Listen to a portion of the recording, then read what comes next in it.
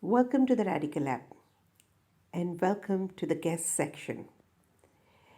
You are beginning your amazing journey with Redikall, and there's a lot to discover in this app.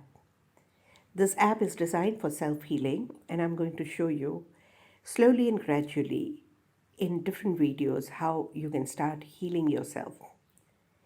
First, explore the guest section. Click on the guest icon and you will see a small little icons. Let's go to the cards for you. These are healing cards and motivation cards. You will have your message per day, every day differently. So to get your message, do visit every day or at least once in a week. And if you would like to know a little more about it, you can scroll again towards right and you can get different other messages.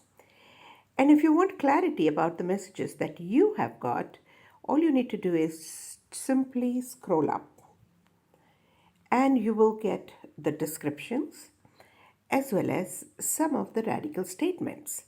And that can help you heal that particular aspect of your being in that moment. So every day, heal yourself with the help of radical cards. In the next tutorials, I will show you some more features that you can use being a guest in Redikall app. Thank you for joining.